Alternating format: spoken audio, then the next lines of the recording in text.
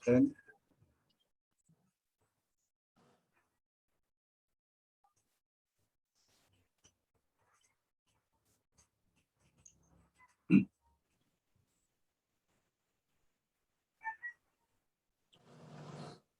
Wait lang.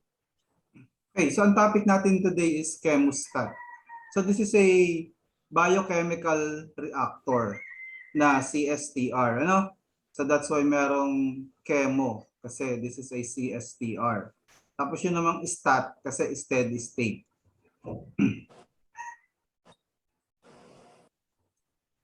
Okay, essentially, chemostat is essentially a CSTR or a chemical reactor. So that's why chemo containing microorganism at steady state. So stats, no? The number of microorganism in the pit is generally 0. So yun yung How a product look, feels, smell, or taste, safety assurance. yun yung yun yung standard na chemostat. Yung number of microorganisms sa feed ay 0. So generally yung microorganism kasi nandun lang dapat sa reactor. Pero hindi siya ini-introduce dun sa feed. Yung feed ang meron lamang ay substrate, no? Okay, so CS12 sa may pumapasok. I-add mo na kayo.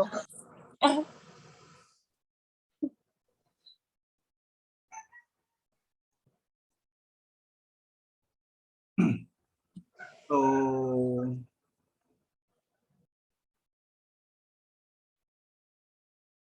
yun lang.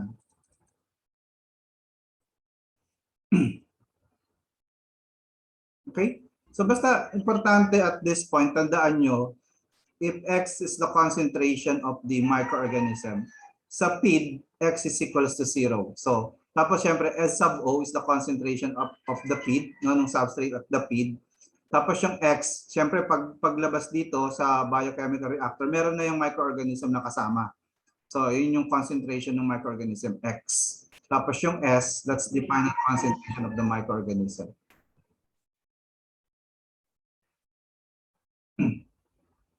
Okay? So, and then another thing, generally yung flow rate, kung ano yung pumapasok, equal siya dun sa lumalabas.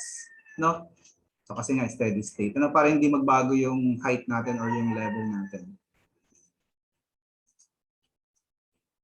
Okay? So, we have here the monod equation. So, if you're going to take a look at this equation, this will remind you of the Michaelis-Menten equation. Di ba? Medyo kamukha siya ng Michaelis-Menten equation. So, yung mu max, so this is the maximum, still the maximum velocity of the reaction. Tapos yung S, that's the concentration of the substrate. Final concentration of the substrate. Tapos generally, this is K sub S. Siguro typo error lang kayo. I'm getting the material from Colson, no? So this should be K sub S. Probably just a typo from from the book. This is supposed to be K sub S. K sub S is the monod constant. Parang Michaelis-Menten constant, pero generally for microorganism, for chemostat. So this is the monod constant. And then X is the concentration of the microorganism. Pwede siyang milligram per liter, pwede siyang grams per liter, no? Or what other unit. Basta, generally weight per unit volume, ano? So standard is milligram per liter or grams per liter. Ganun usually sa mga problem. Yung S, substrate concentration. So pwede rin siyang milligram per liter, pwede rin grams per liter. Generally, yung case of S, yung monod constant, just like sa sa Michaelis-Menten equation, yung unit niya, similar siya sa S. So parang concentration din, milligram per liter, grams per liter. Tapos yung mu max, ito, yung maximum velocity, pwede siyang per hour, pwede siyang per minute, no? So, yun, ganun. Okay, so do you have any question regarding monod equation? Basically, parang,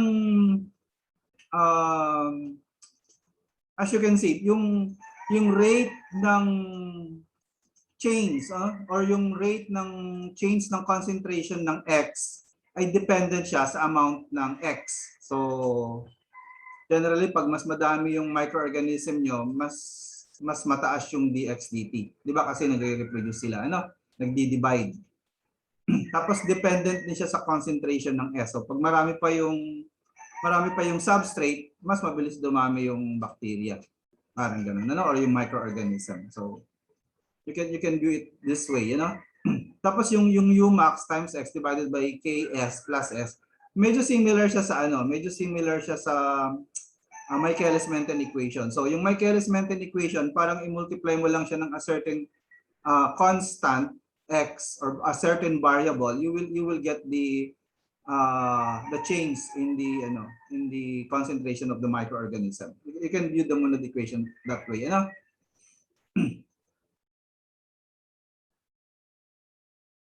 Okay, and then let's also define cell yield. So cell yield or Yx per S, no? This one, Yx per S, or cell yield is defined as concentration of X. This is at N. So ito yung lumalabas dun sa biochemical reactor, ano? So, bawa ito yung CSTR natin, yung chemostat natin. So yung X na yan, yung CX na yan, ito yan, no? Tapos yung CX minus 1, yung pumapasok. So generally, this is CX minus N minus 1 is equal to 0. Yung sabi natin kanina, pag standard na chemostat, 0 siya. Yun namang CSN, so yun yung lumalabas na concentration ng substrate, ano? Tapos yung CSN minus 1, yun yung initial. Dito yan. Okay? So as you can see, yung cell yield Y X per S is basically the change in the concentration of your microorganism, no? CXN minus CXN minus 1. Tapos divided by, kasi di ba yung substrate, generally bumababa yung concentration niya. So generally yung S sub O, ito yung S sub O, ano? Mas mataas siya kaysa dun sa C sub S. So generally we express cell yield as a positive value, kaya inuuna natin yung CSO. No? Ganun lang yun. So this is parang delta X divided by delta S. Negative delta S. No? Kasi di ba pag may delta final minus initial. So with this definition of cell yield, tapos yung first monod equation, I think we're going to come up with DSDT.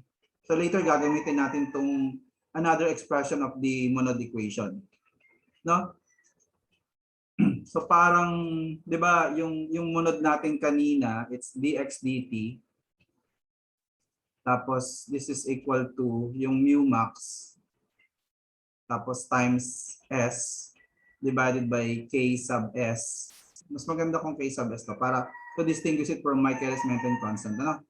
Plus S tapos times X.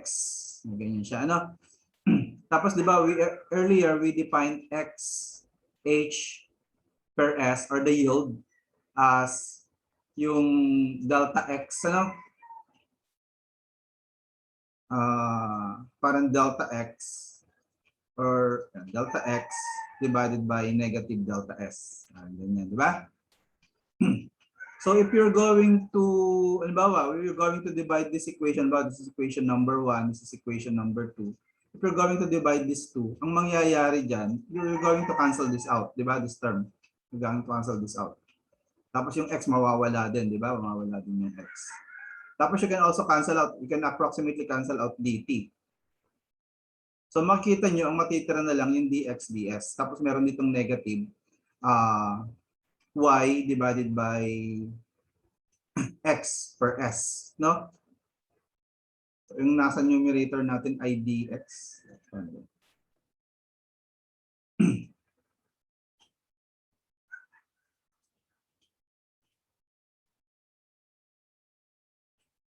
dx ds, bakit naging ano?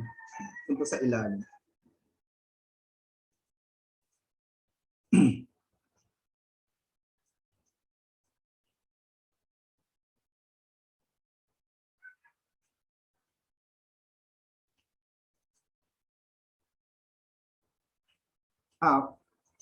Oo, kasi nasa ilalim siya, tapos nasa ilalim. So aangat siya sa taas. Ano? Na ano niyo? Nakita niyo? Medyo na ano ako. na hilo ako, ano. So, ito nasa ilalim pala siya yung y nasa ilalim siya, ano. So pag nasa ilalim siya, pupunta siya doon sa taas. So, you will arrive at this the definition of the yield, no? The cell yield. Okay lang? Do you have any question? So yun, may negative doon kasi may negative dito. So, later we're going to use this equation pero hindi muna sa mga early problems na isosolve natin. So, if you don't have any questions regarding the Monod equations, itong Monod equation, itong pangalawang Monod equation din, this one is the definition of the cell yield, ano? So, let's proceed. We're going to derive an equation, ano? So, this is the most important equation ng Chemostat. So, i-base natin yung derivation dun sa premise na yung pumapasok na feed ay walang microorganism. So x is equals to 0, no? Or x sub o is equals to 0. Ganun na, no? Pero syempre yung lumalabas may value na yon. Tapos halimbawa yung flow rate nito is yun, ano? Flow rate is B. Tapos this is a CSTR, ano? Yung flow rate assume natin constant din lang. Tapos yung volume ng reactor, let's call that capital B, no? So, pag CSTR, di ba, ano lang naman yan, molar flow rate, say for example, this, yung number of bacteria, ano, na pumapasok, minus yung lumalabas, F of A, how do you, F of X, X na lang pala kasi X ang bacteria, ano. Tapos yung nag-generate na bacteria, how do you express yung nag-generate na bacteria? Di ba, it's just yung volume times yung rate ng change ng bacteria, ano? How do you express that? Pwedeng R dx dt, tama? Do you agree? Yung rate ng change ng bacteria.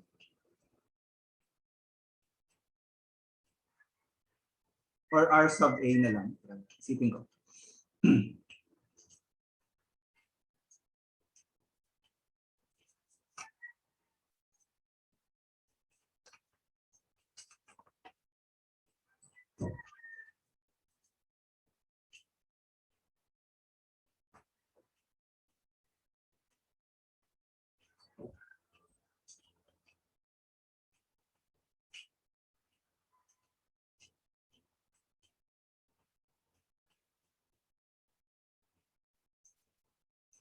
Should be dx dt.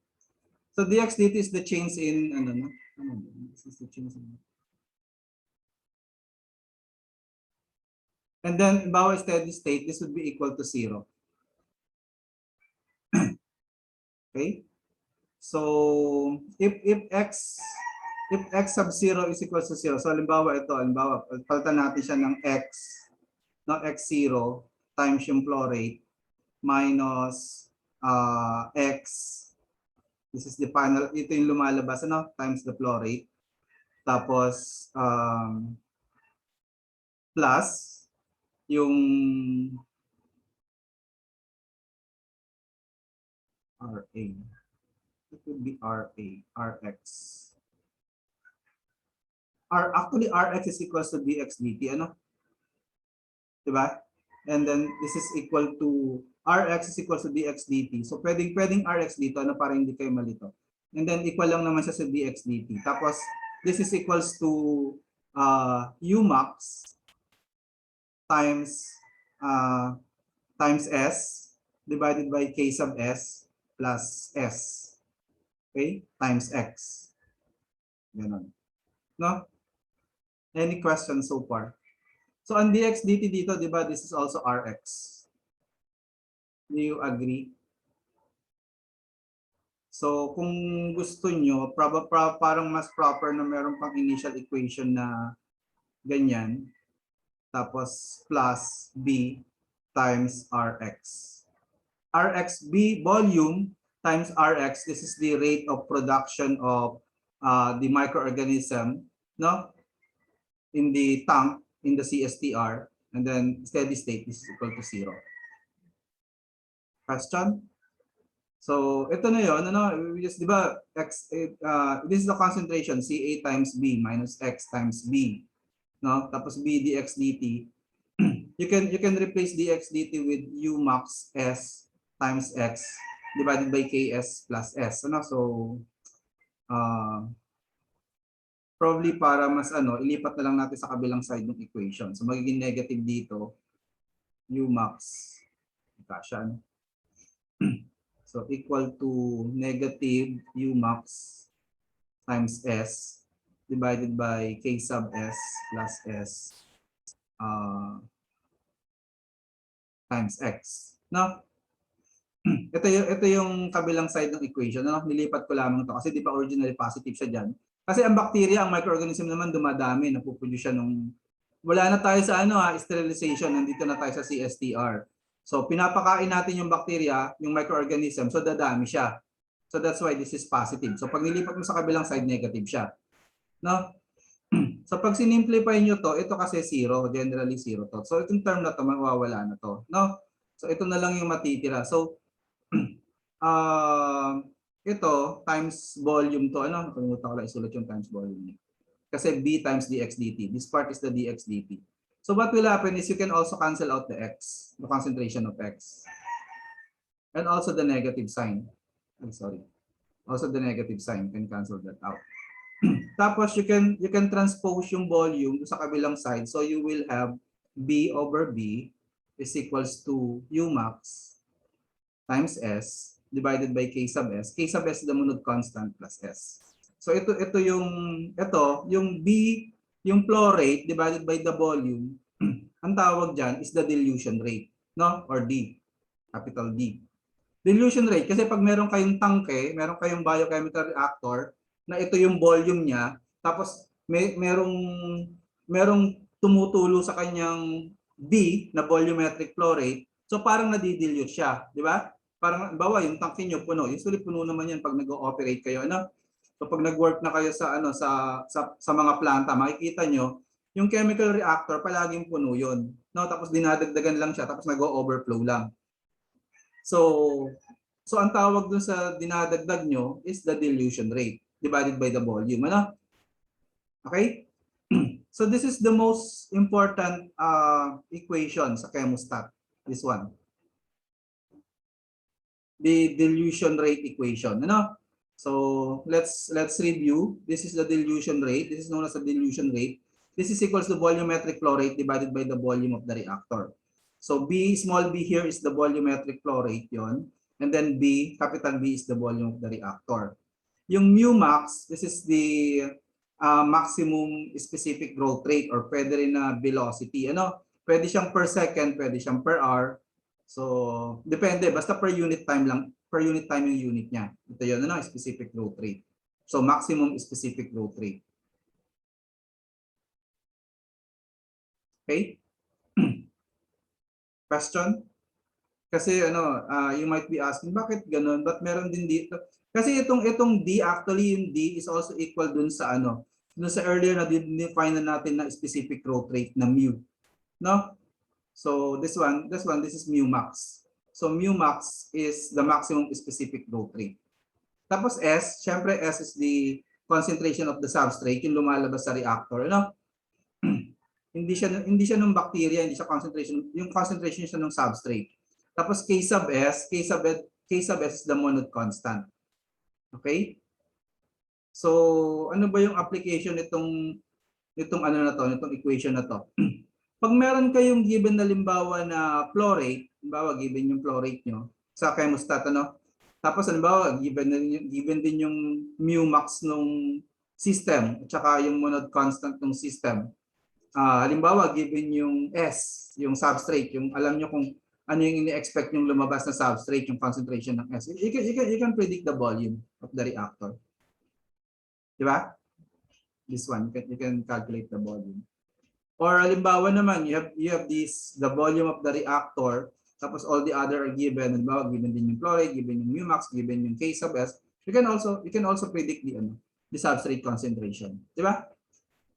So yun yung power ng equation na to, yung dilution rate equation. As derived from from the chemostat standard condition. Okay? So, ito yun, ano? So, dilution rate is equals to specific growth rate is equals to maximum specific growth rate times the concentration of the substrate. This refers to the outbound concentration of the substrate or the concentration of the substrate on the biochemical reactor. No? Pag kumuha kayo ng sample, kasi steady state naman yan, kung ano yung concentration dun sa reactor, yun din yung concentration dun sa effluent. So, parehas lang yun. Ano? So, kaysa best the Monod constant, yung grams per liter na yan, pwede siya maging milligrams per liter. No? Yung per second na mu max, pwede siyang maging per hour, depende sa problem. Ano? And then D is the dilution rate. Do you have any question at this point? So let's try to solve this problem. This is from Colson. So sabi ko naman sa inyo, sa Colson ko kinuha yung material ko dito sa chemostat. Ano? So example 5.1.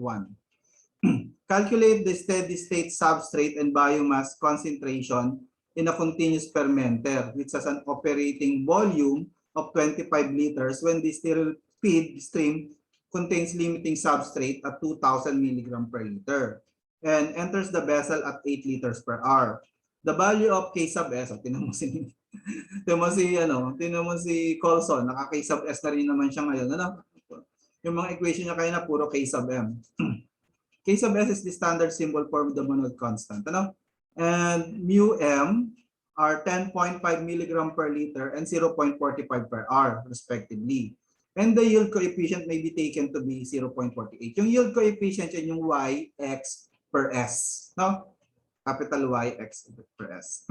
So you're expected to solve for the substrate concentration, no? And then later for the biomass concentration. So in order to solve the substrate concentration, gamitin nyo lamang yung dilution rate equation, no?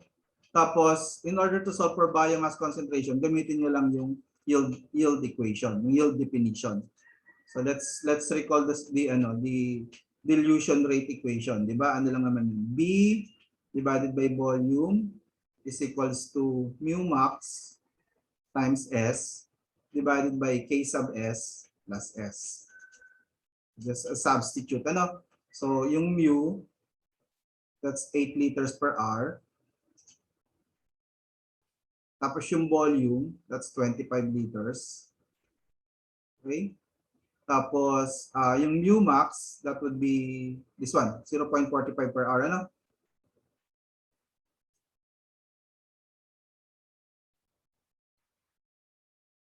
Tapos S, ito yung nahanap, diba yung S? Tapos yung K sub S is 10.5 milligram per liter. This one.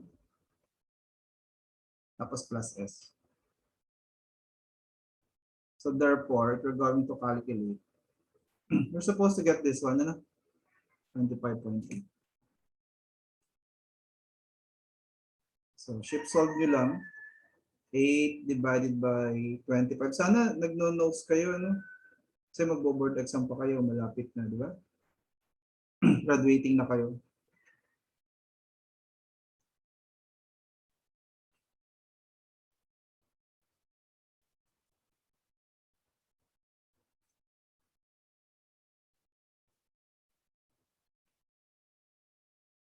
Yan. So, I'm getting 25.85, ano? So, yung answer ni Colson ay 25.8. Do you have Colson? Download kayo, maliliit lang naman yan. Google nyo lang, makikita nyo agad yan. So, this is, kapareha siya ng unit ng K sub S, ano? Milligram per liter. Especially the, ano ba yan?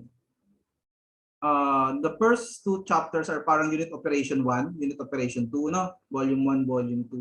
Tapos volume 3 at saka volume 4 ata ay solution manual, yung unang dalawa. Parang gano'n. Tsaka may mga additional problem, ano? Ganun. Tapos meron pa siyang, kasi di ba ano siya, several volume ng Colson, ano?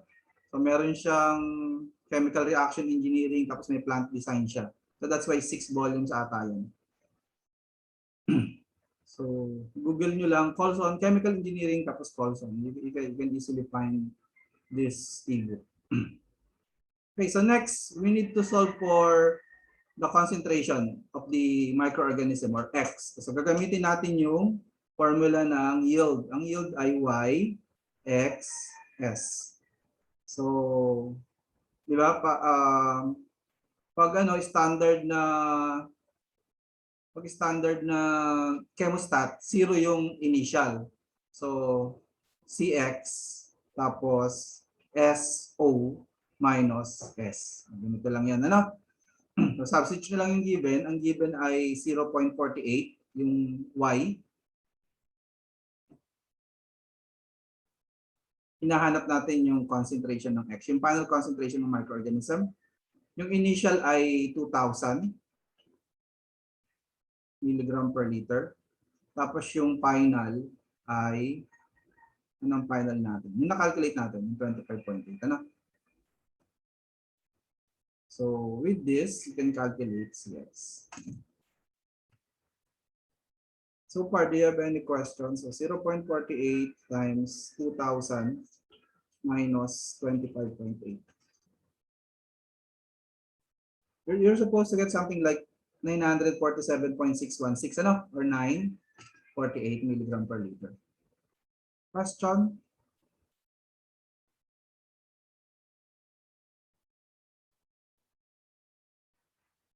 Do you have any question regarding this problem, example 5.1?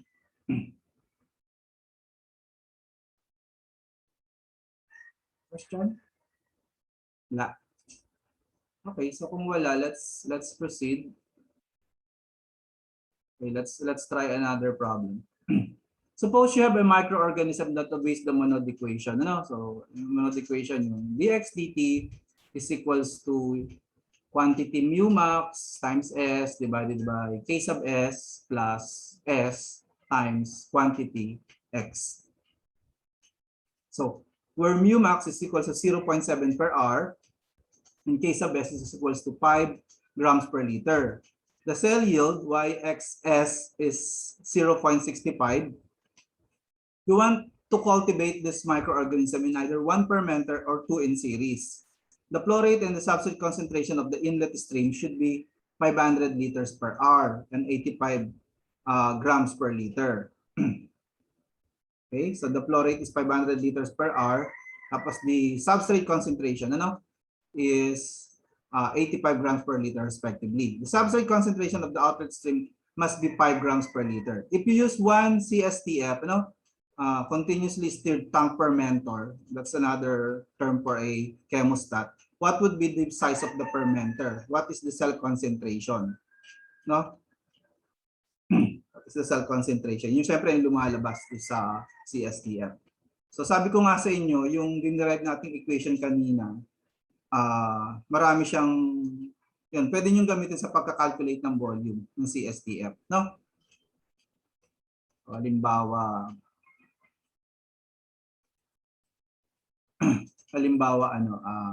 B, pagtan ko lang yung following pen. Hindi mabis na yung pen.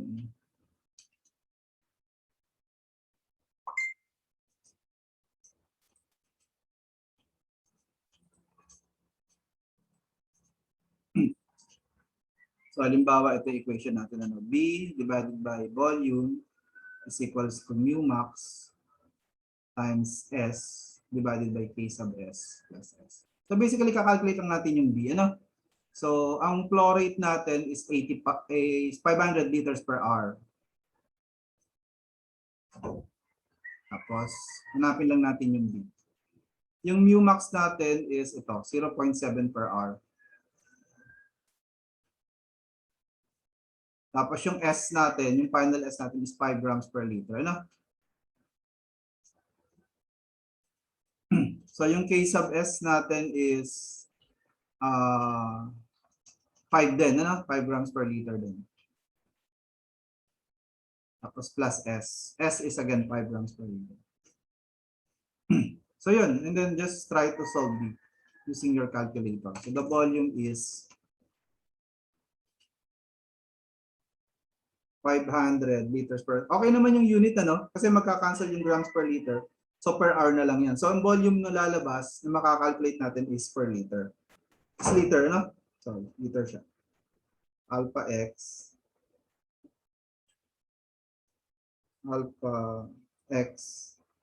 at y. Alpha x.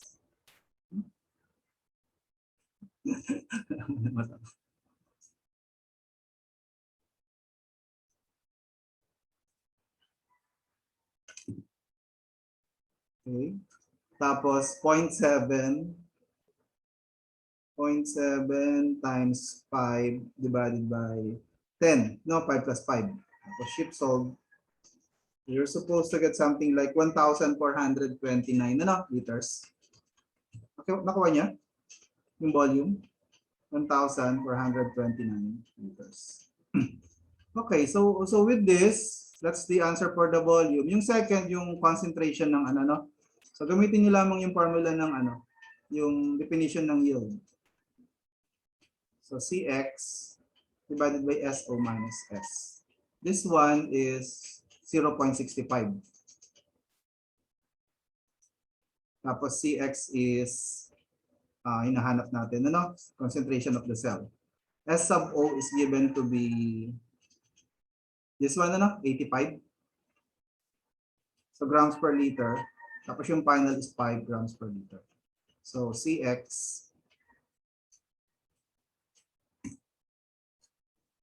ilan? 0.65 times 80.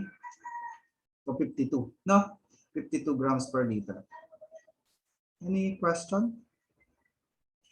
So concentration of the cell is 52 grams per liter. It's the volume. What is the cell concentration? So it's 52 grams per liter. Question? Do you have any question? So yun yung solution. Ano?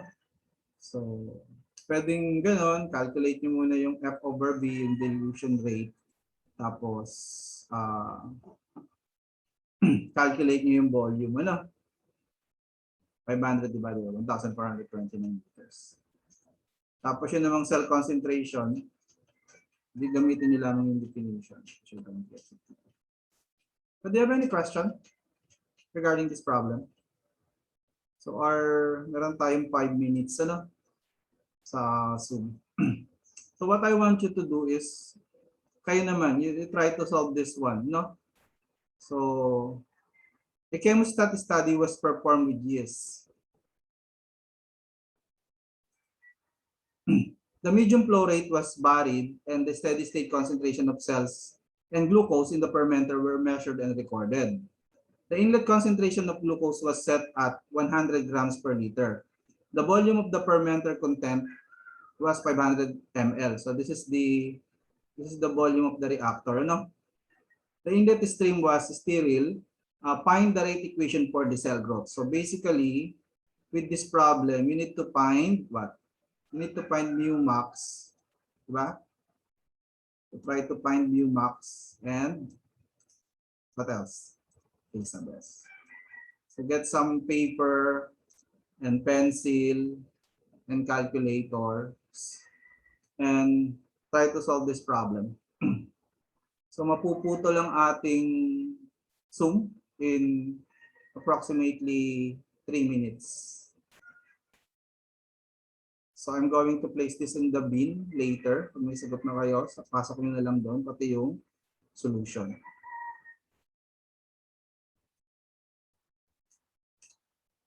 It's 4:56. Kaya naman yun ng 30 minutes, no? So what on the first column you have the flow rate, no? So that's pwedeng F, pwedeng B, no? Tapos this is your volume, 500 ml. Okay? Second column is the cell concentration in grams per liter. Third column is the substrate concentration in grams per liter. Okay, so try to find mu max and K sub S, the monod constant, and the maximum specific growth rate.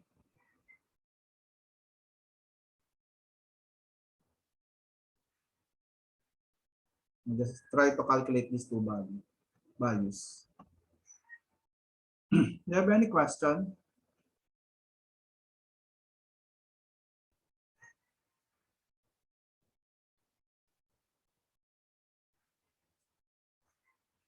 Dapat kaya niyo na yan. Kasi imagine niyo, malapit na kayo maging Kenneth. Konting ano na lang, konting kembot na lang.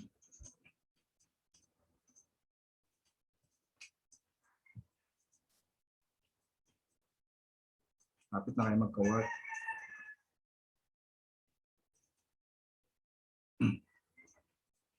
Sarap kayong kumita ng pera.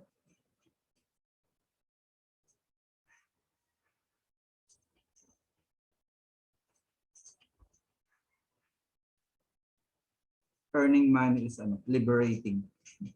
Mabibili mo gusto mo.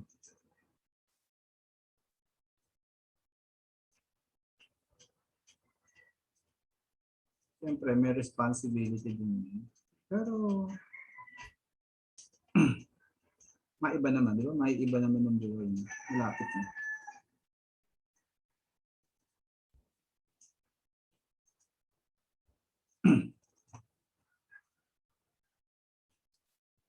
So, since we only have mga 30 minutes magso-solve pa kayo nito, halos wala nang oras ano. So, I think I will not share another Zoom.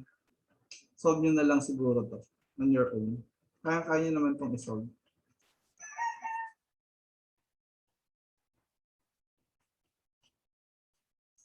So, see you on Wednesday. See you on Wednesday na lang. After this problem. We're going to continue discussing chemostat. So, bali itong dalawa, this will be the coverage. Yung sterilization, tsaka yung chemostat will be the coverage of our midterm. Probably next sa midterm, extend natin yung exam time nyo. Wala naman siguro kayong klase, 5:30 to 7, ganun. Extend na lang natin. So, babay na muna. This will close.